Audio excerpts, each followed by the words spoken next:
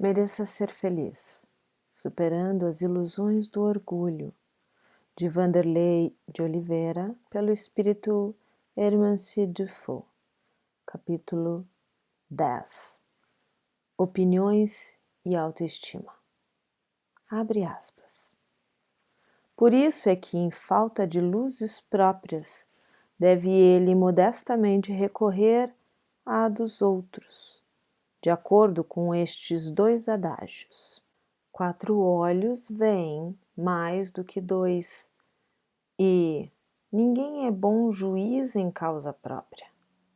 Desse ponto de vista é que são de grande utilidade para o médium as reuniões, desde que se mostre bastante sensato para ouvir as opiniões que se lhe deem, porque ali se encontrarão pessoas mais esclarecidas do que ele e que apanharão os matizes, muitas vezes delicados, por onde trai o espírito a sua inferioridade.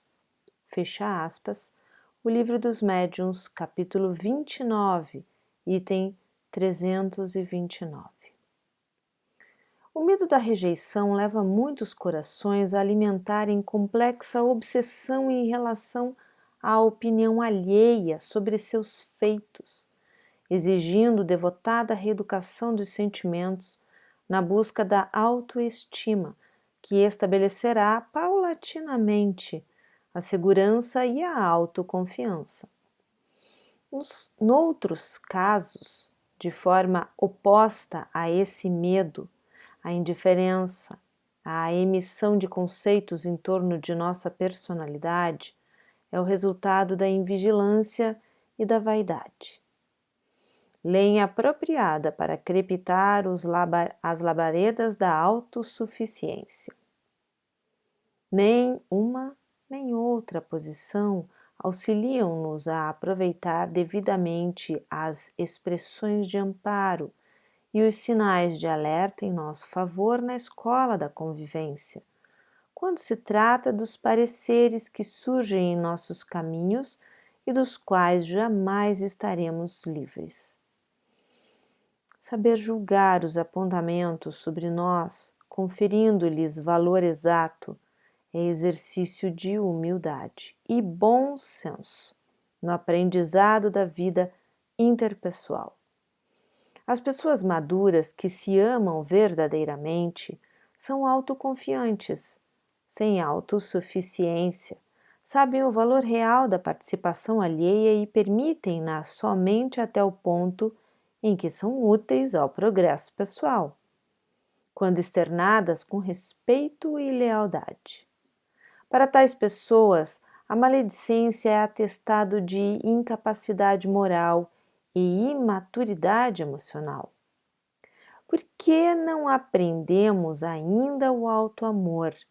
Costumamos esperar as compensações e favores do amor alheio, permitindo um nível de insegurança e dependência dos outros face ao excessivo valor que depositamos no que eles pensam sobre nós.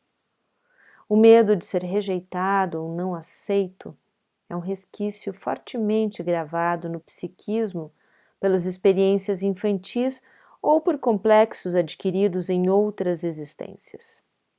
Crenças de desvalor a si próprio, consolidadas na mente da criança e do adolescente, refletem agora na adultidade como sequelas dolorosas e inimidoras, provocando sentimentos de inutilidade e culpa, gerando a autocensura, a autopiedade e uma terrível síndrome de ser culpado pelo mundo estar como está, ainda que muitas situações nada tenham a ver com suas movimentações existenciais.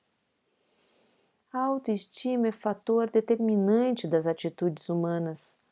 Quando ela escasseia, a criatura estará sempre escrava de complexos de inferioridade atormentantes, por mais pródigas que sejam as vantagens de sua vida, cultivando hábitos que visam camuflar seus supostos males, para que outros não os percebam. No entanto, não logrando sempre ludibriar através dessa maquiagem, quando se percebe avaliada ou reconhecida em sua realidade, torna-se revoltada, indefesa, deprimida e ofendida. Essa situação tem um limite suportável até o ponto em que as decisões e ações começam a ser comprometidas por estranhas formas de agir, que podem estabelecer episódios neuróticos de gravidade, com estreitos limites com as psicoses. Assinalemos ainda que, nos bastidores de variados casos, surgem as interferências espirituais, dilatando o sofrimento desses corações, acentuando-lhes o sentimento de desmerecimento, de rejeição e desânimo, inspirando ideias nefandas e escolhas enfermiças. As opiniões sobre nós são valorosas e merecem ouvidos atentos quando se tornam críticas construtivas. E uma crítica, para ser construtiva, requer sinceridade fraterna, olhos nos olhos, sentimento de solidariedade e, sobretudo, quem critica para ajudar apresenta alternativas de melhoria ou solução. Afora isso, podem não passar de palavras a esmo, mordacidade sistemática, maledicência ou inveja, ou então o que explica com rara sabedoria o nosso codificador no trecho a seguir. Abre aspas.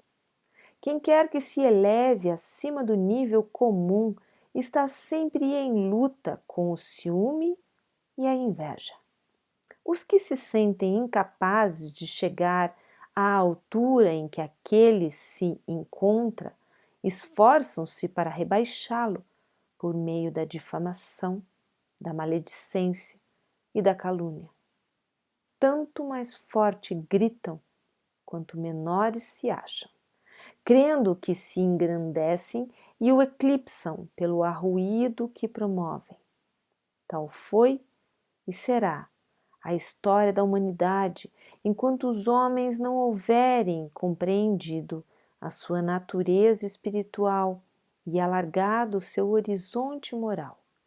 Por aí se vê que semelhante preconceito é próprio dos espíritos acanhados e vulgares, que tomam suas personalidades por ponto de aferição de tudo.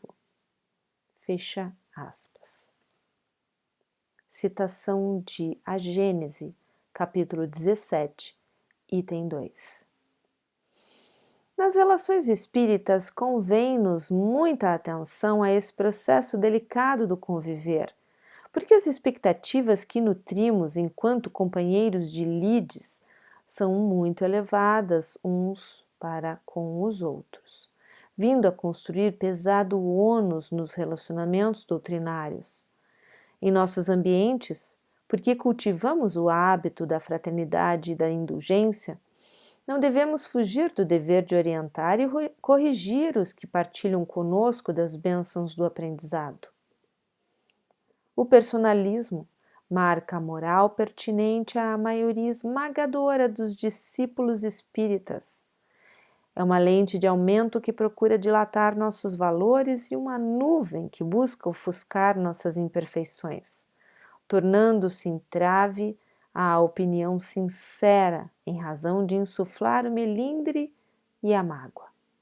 Afogados em queixumes e desapontamentos, alguns amigos nessa experiência dizem que não esperavam serem avaliados em seus defeitos no centro espírita e perguntam, abre aspas, não basta o lar e os ambientes de profissão nos quais familiares e colegas estão sempre ressaltando minhas mazelas?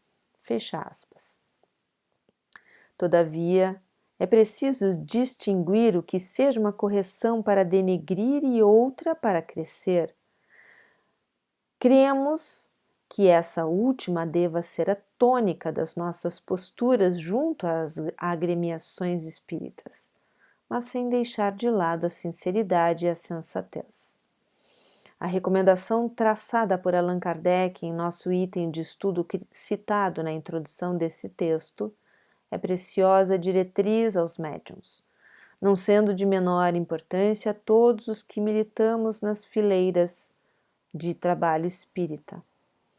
As opiniões alheias são extenso e valoroso recurso de crescimento e não devemos menosprezá-las nunca, ainda mesmo quando constituam excessos, porque assim nos auxiliam a conhecer melhor quem as emitiu, servindo para estipular nossa própria opinião sobre o outro com juízo fraternal, distante da influência nociva da inferioridade que ainda carreamos nos caminhos da evolução. Lembremos, portanto, que o cultivo do afeto entre nós, trabalhadores da causa de Jesus e Kardec, não dispensa as opiniões lavradas nas fontes da sinceridade e que, tendo por objetivo a melhoria e o esclarecimento, devem ser emitidos de forma a elevar a autoestima, transformando o medo de rejeição em um novo e agradável sentimento de segurança e amizade cristã. Ainda acerca das opiniões alheias, acostumemo-nos a elas, lembrando que o próprio Jesus não as dispensou quando perguntou em exemplar atitude íntima aos discípulos. Abre aspas. Quem dizem os homens que sou eu? Citação de Marcos, capítulo 8, versículo 27.